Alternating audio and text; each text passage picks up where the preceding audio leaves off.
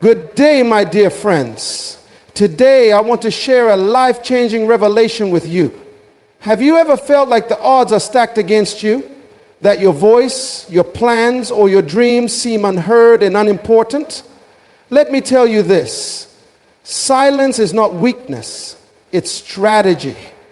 Sometimes the greatest victories are birthed in the stillness of faith and the boldness of trust. Today we'll learn the power of being silent and living boldly as if we have nothing to lose.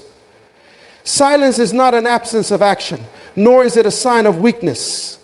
It is in fact a profound strategy that carries immense power.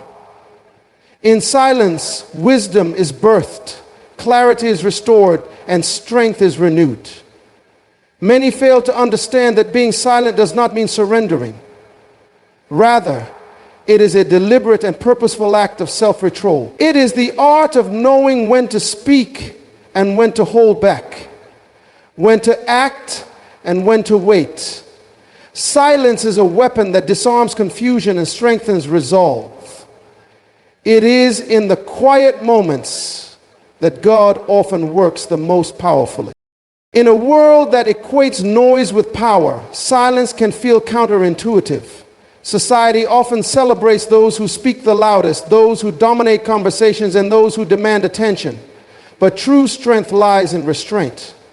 Silence demonstrates confidence because only those who are secure in who they are can afford to stay quiet.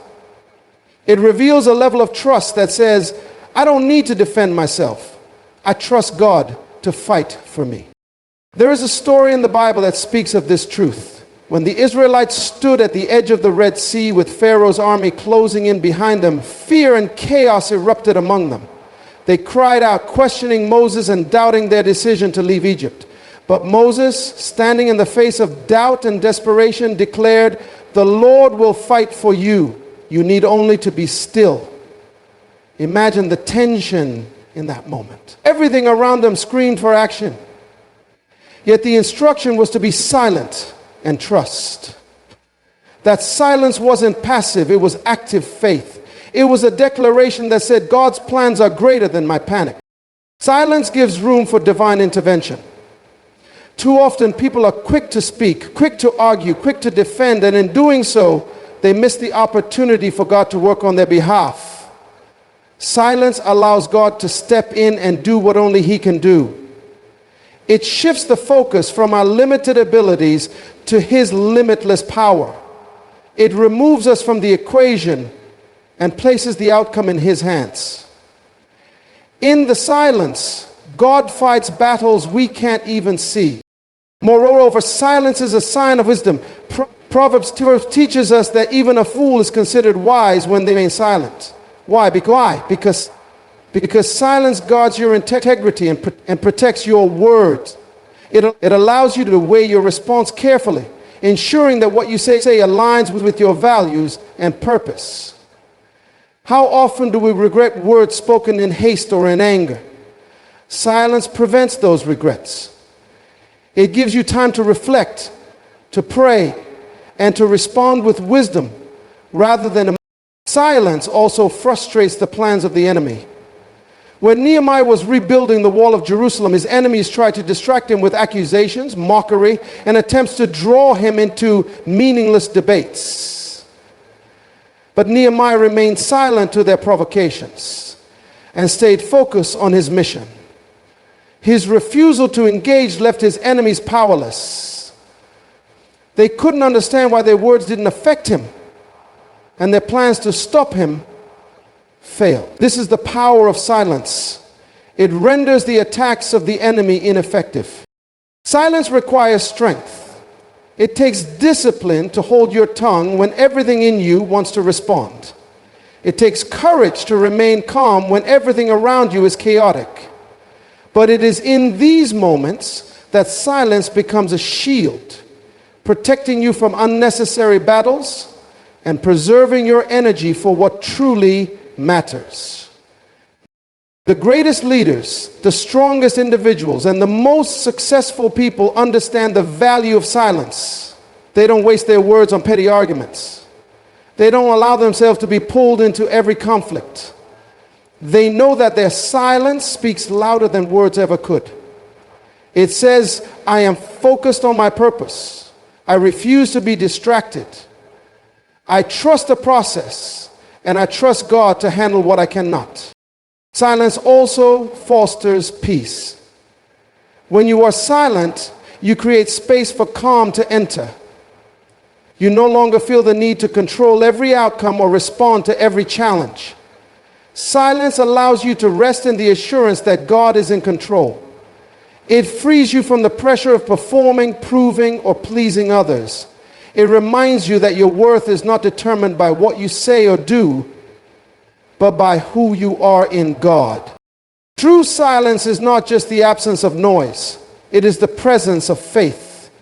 It is the ability to stand firm, to remain still, and to trust that the God who began a good work in you will bring it to completion. It is a declaration that your trust is not in your own abilities, but in the one who holds all things together. Boldness is not the absence of fear. It is the presence of faith. It is stepping forward when everything around you says, stop. It is making decisions, taking actions, and walking in a confidence that doesn't come from your circumstances, but from the one who has already written your victory. Boldness doesn't emerge because the path is clear. It comes because your faith assures you that no matter what obstacles lie ahead, they cannot stand against the power of God working in you and through you. Faith is the foundation of boldness. Without faith, boldness becomes reckless, and decisions are driven by ego or desperation.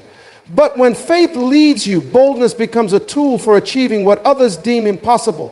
Faith reminds you that you are not alone, that you don't walk into any situation by yourself. The power that created the heavens and the earth is within you, and when you step forward with that assurance, nothing can stop you. Look at David as he faced Goliath. By every earthly standard, he had no chance. He was young, inexperienced, and outmatched. Goliath was a seasoned warrior, towering above him with weapons that could crush him in an instant. But David didn't see Goliath as a threat. He saw him as an opportunity for God's power to be revealed. His boldness didn't come from his skill with a sling. It came from his faith in God. David declared, the battle is the Lord's. And with one stone, he defeated a giant that entire armies had feared. That is the essence of boldness fueled by faith. It looks at giants and sees them as stepping stones. It looks at mountains and declares they will move. It walks into impossible situations with the assurance that God specializes in doing the impossible. Boldness rooted in faith doesn't waver because it knows the outcome is not determined by human limitations, but by divine intervention. Fear, on the other hand, paralyzes. It whispers lies that keep you stuck in the same place, convincing you that you are not enough, that you don't have what it takes, that the risks are too great. Fear magnifies obstacles and minimizes potential. It creates a false narrative that makes you doubt what God has already placed within you. But faith silences fear. It shifts your focus from what you can't do to what God can do through you. When the Israelites stood before the promised land, they let fear dictate their response. They saw the giants, the fortified cities, and the challenges ahead, and they turned back. But Caleb and Joshua saw the same land and declared, we can surely overcome it. Their boldness came from their faith in God's promise. They knew that if God had brought them to the edge of the land, he would surely make a way for them to possess it. That's what faith does. It pushes you forward even when the odds seem insurmountable. Boldness rooted in faith is not just about taking risks. It's about trusting in the character of God. It's believing that he is faithful to his promises, that he will never leave you nor forsake you, and that he has plans for you that are good and filled with hope. When you truly believe that, fear loses its grip. You begin to step into situations that others avoid. Not because you're fearless, but because your faith is greater than your fear. This kind of boldness changes the way you live. You stop waiting for perfect conditions. or absolute certainty. You stop looking for validation from others. Instead, you move with purpose, knowing that God has already gone ahead of you to prepare the way. You make decisions with confidence, trusting that even if you stumble, God will catch you and redirect your steps. Faith-inspired boldness also impacts those around you. It becomes a testimony of God's power and faithfulness. When people see you stepping out in boldness, when they witness your courage in the face of challenges, it inspires them to do the same. Your boldness becomes a light that points others to the source of your strength. It reminds them that they too can overcome fear and live with confidence when they put their trust in God. Boldness comes from knowing who you are and whose you are. It is grounded in the understanding that God's plans for you cannot be thwarted by opposition or failure. It's walking into every situation with the mindset that victory is already yours, not because of your strength, but because of His. Fear will try to hold you back, but faith says, move forward. Fear says, what if you fail? But faith declares, what if this is your moment to succeed? Fear focuses on what could go wrong, while faith sees the possibilities of what God can make right. When you live with boldness that comes from faith, you stop shrinking back. You start taking ground, breaking barriers, and stepping into the fullness of what God has called you to do. Fear may knock on the door, but faith answers it with confidence, declaring, I am not afraid, because I trust the one who holds my future.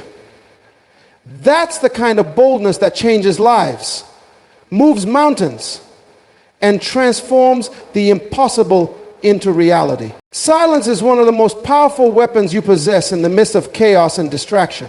It is not a passive act, but an intentional decision to rise above the noise and remain anchored in purpose. Your silence is not weakness, it is wisdom. It confuses those who seek to distract you and disrupts the plans of the enemy. Silence gives you control over your focus, allowing you to stay on course and fulfill the vision God has placed within you. When you choose silence, you disarm the enemy. Distractions are designed to pull you away from what truly matters. They come in the form of criticism, gossip, unnecessary arguments, and petty conflicts. The goal of these distractions is to drain your energy, steal your peace, and rob you of time. But when you refuse to engage, you rob the distractions of their power. Your silence is a shield that protects your purpose. He says, I will not waste my energy on what doesn't matter, because I am committed to what God has called me to do. Nehemiah understood this principle when he was rebuilding the wall of Jerusalem. His enemies, Sanballat and Tobiah, tried every tactic to distract him. They sent letters filled with false accusations. They mocked his work, calling it weak and insignificant. They even tried to lure him into a meeting to stop the progress. But Nehemiah refused to come down from his work. He simply replied, I am doing a great work and cannot come down. His silence spoke louder than any words ever could. It was a declaration that his focus was not negotiable. Your silence frustrates the plans of those who try to derail you. They expect you to react, to defend yourself, to engage in their battles. But when you remain silent, you leave them powerless. They don't know how to respond to someone who refuses to be drawn into their schemes. Silence is a strategy that confuses the enemy and forces them to turn their attention elsewhere. Silence also creates space for clarity. When you stop responding to every distraction, you give yourself room to hear God's voice. In the noise of life, it's easy to lose sight of what truly matters. But in silence, you can reflect, pray, and refocus on your purpose. Silence allows you to separate what is urgent from what is important. It helps you align your actions with God's will and prevents you from being swayed by the opinions or agendas of others.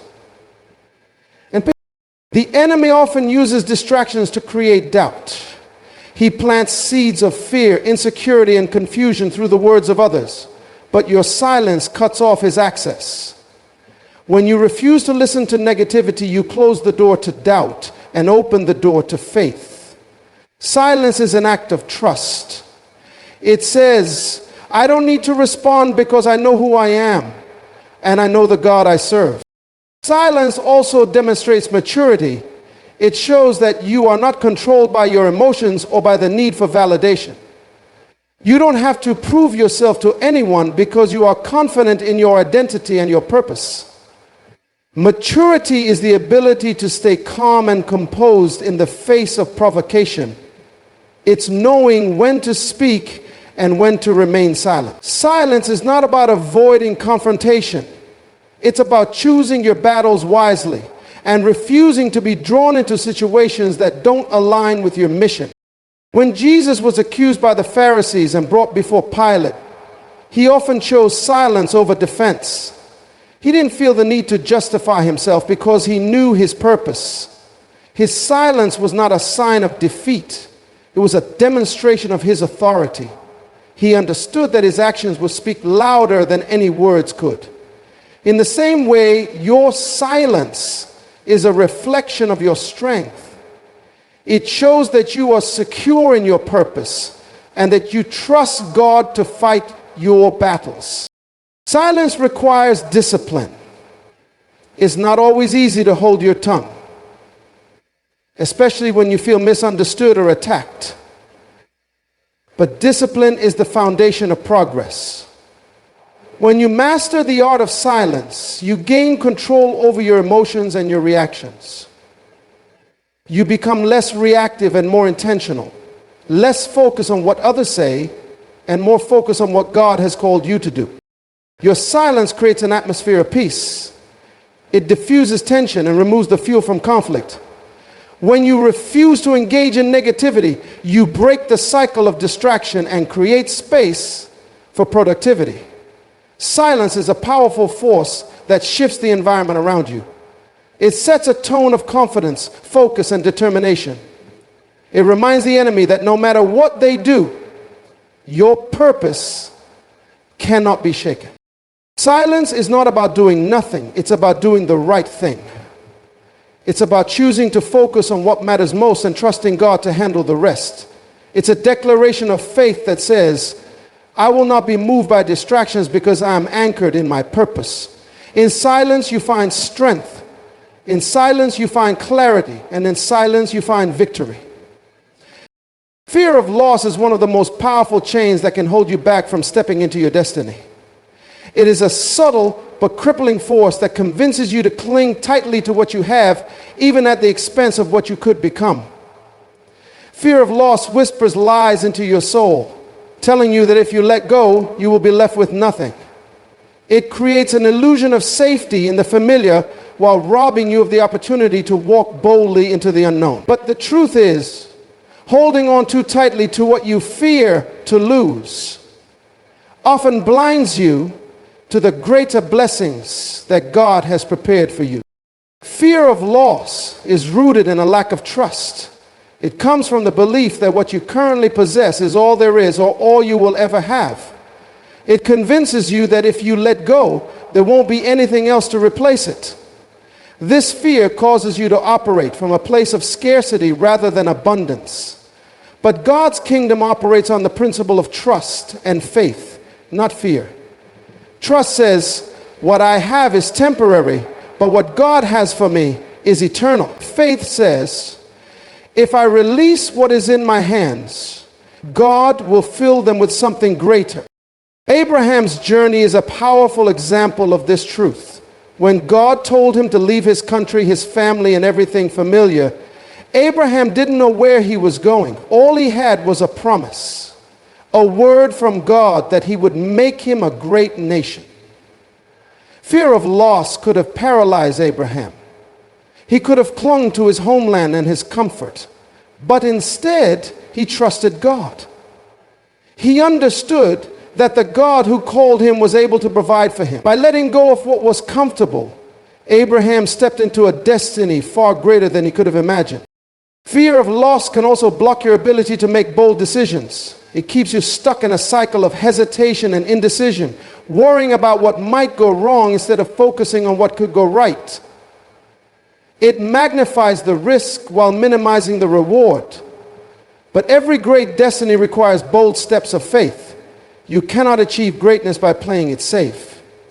You must be willing to take risks, to step out of your comfort zone, and to trust that God will meet you on the other side of your fears.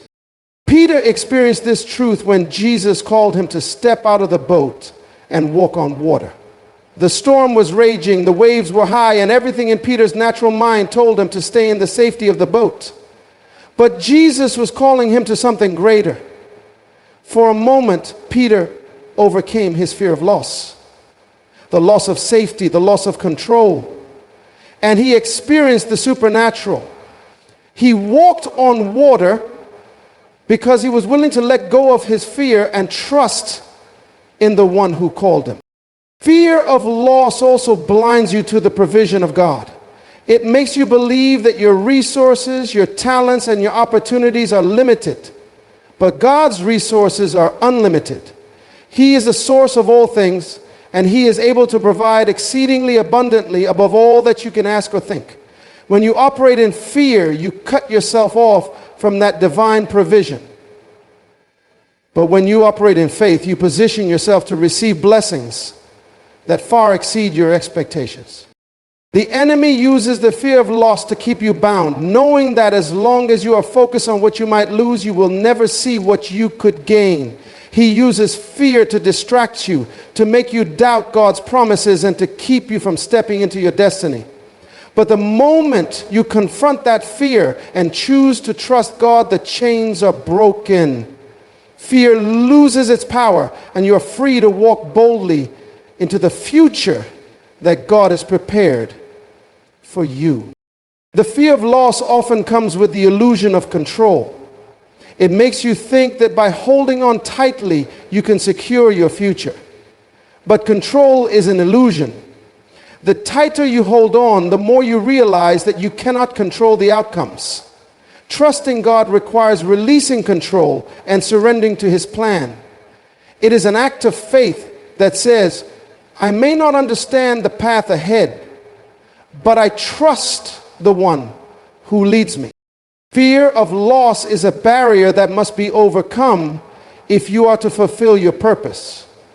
It is not the absence of fear that leads to destiny. It is the decision to act in spite of it. It is choosing to believe that God's plans for you are good, that His promises are sure, and that His provision is abundant. When you let go of fear and embrace faith, you unlock the doors to your destiny and step into the fullness of what God has called you to do. Fear is one of the greatest barriers to creativity. It stifles the mind, limits vision, and keeps you confined within the walls of what feels safe and familiar.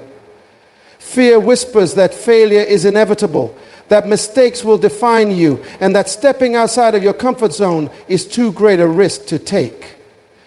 But when you release fear, you open the door to a world of creativity that has been lying dormant within you. Creativity thrives in the absence of fear, because fear and creativity cannot coexist.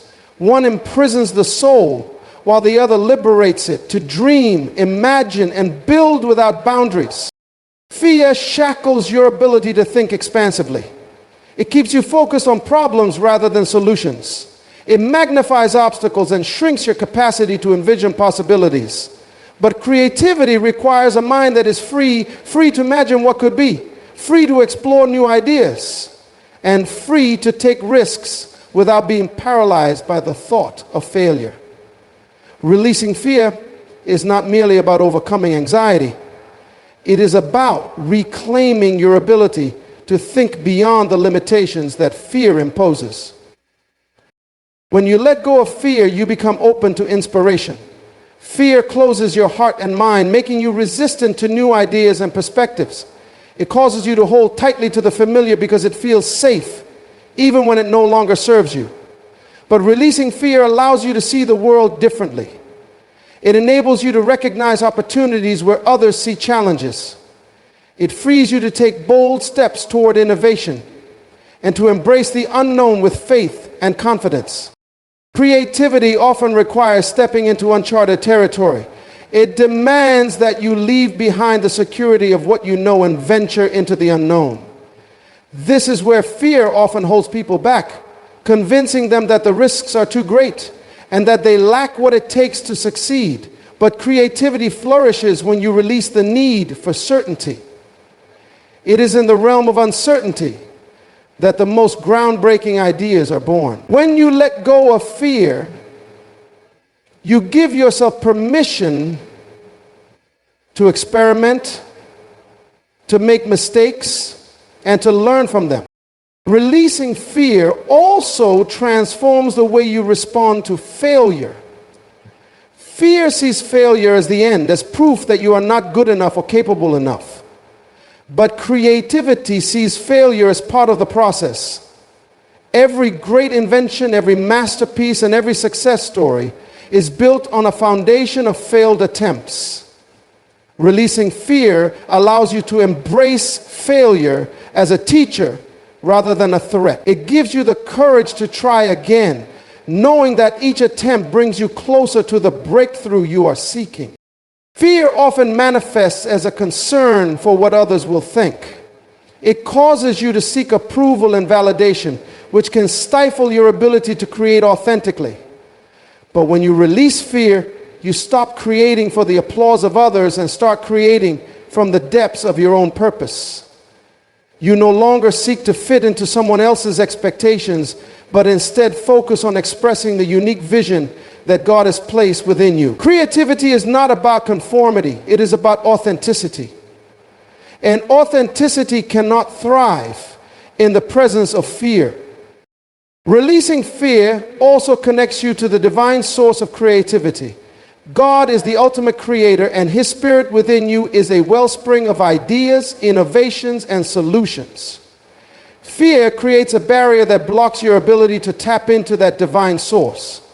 But when you release fear, you align yourself with the flow of divine inspiration. You begin to see things through the lens of faith rather than limitation. You understand that the creative gifts within you are not your own. They are a reflection of the Creator who designed you for a purpose. When fear is released, you find the courage to act on the ideas that come to you. Creativity is not just about thinking, it is about doing. Fear keeps you stuck in the realm of ideas, afraid to bring them to life because of the possibility of failure. But releasing fear empowers you to take action. It gives you the confidence to step out in faith, to put your ideas into motion, and to trust that God will guide your steps. Releasing fear unleashes the potential that has been locked within you. It frees you to create, innovate, and build without limits. It allows you to dream bigger, think deeper, and achieve greater things than you ever thought possible. Fear is a thief that robs you of your creative power, but faith is the key that unlocks it. When you release fear, you step into a realm of creativity that is bold, fearless, and unlimited. It is in this space that you discover the fullness of who you are and the extraordinary potential that lies within you. Faith in God is the key that transforms what the world sees as loss into something far greater. When the natural world tells you that you have lost, God shows you that this is the moment where He is working something better in your life. It's easy to fall into despair when things don't go as planned, when what you thought was secure slips away. The enemy wants you to focus on what you've lost, to dwell on the gap between what you have and what you thought you would have. But faith in God operates on a higher level. It doesn't simply focus on the moment of loss. It looks ahead to what is coming, knowing that God is the ultimate provider and He has something better in store. Loss is often perceived in terms of what is tangible, what is visible, and what can be measured. The world tells you that when you lose something, whether it's a job, a relationship, or even a dream, you are left with nothing. But God sees things differently. To Him, loss is never final. It is simply a momentary pause in His divine plan. He knows that when you are willing to release what you have, He can bring increase into your life. This is a truth that is woven throughout Scripture. God can take what appears to be a loss and turn it into a harvest of blessings. What you give to Him, He multiplies. What you surrender, he replenishes with abundance. In the story of the widow's offering, Jesus demonstrated this principle clearly. The widow gave all that she had, which in the eyes of the world was a small, insignificant amount. To her, it might have seemed like a loss, but Jesus saw it as the beginning of her gain. He knew that her faith in giving her last bit was not about the amount. It was about the heart behind it. God takes what seems like loss and transforms it into something greater. When you are faithful in your giving, your trust in God's provision creates space for his supernatural increase to manifest in your life. When you trust God, loss becomes a catalyst for your spiritual growth. The Apostle Paul understood this principle when he wrote about considering everything as loss for the sake of Christ.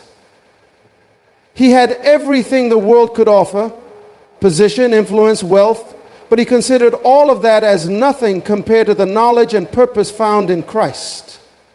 In his life, what the world would have called a loss was actually a gain in God's economy. Paul understood that when you place your faith in God, the loss of earthly things is simply the seed that gives way to a greater purpose. What appears to be a sacrifice to the world is actually a step into the fullness of God's will. God does not waste anything. Even when it seems like you've lost something important, God is preparing you for something greater. Joseph's life is a testament to this truth. He was betrayed by his brothers, thrown into a pit, and sold into slavery. From the world's perspective, Joseph's life was marked by nothing but loss. But God was working behind the scenes. Every setback Joseph faced was actually a setup for his promotion. The very thing that appeared to be his greatest loss, being sold into slavery, was the very thing that positioned him to save his family and a nation. His loss became the foundation for his purpose. And in the end, Joseph declared, "You meant it for evil, but God meant it for good." His faith in God turned what seemed like a tragic loss into a magnificent gain. When you walk in faith, you see beyond the immediate. You understand that God works all things together for good. Your faith does not hinge on what you have or don't have, but on who God is and his faithfulness to his promises. Loss becomes an opportunity to see God's promises in ways you never imagined. When you lose something, it is not the end. It is the beginning of a new chapter, a new opportunity for God to show his power and glory in your life. Your faith in God's ability to turn loss into gain positions you to receive his abundance. God's economy works differently than the world's. The world says that gain comes from accumulation and holding on tightly to what you have. But in God's kingdom, gain comes through surrender and trust. When you release what you have, you create room for God to pour out more than you can contain. When you place your faith in God, you unlock the doors to blessings, breakthroughs, and favor that are beyond your comprehension. Faith in God transforms loss into gain because it shifts your perspective. It removes the fear of lack and replaces it with the assurance that God is your provider. It shifts your focus from what is gone to what is coming. When you trust in God's ability to make up for what you've lost, you stop mourning over what was and start anticipating the new thing that he is doing in your life. Faith doesn't just accept loss. It sees beyond it to the gain that God has prepared. When you walk by faith, you know that loss is never permanent. It is simply a season of preparation for greater things to come.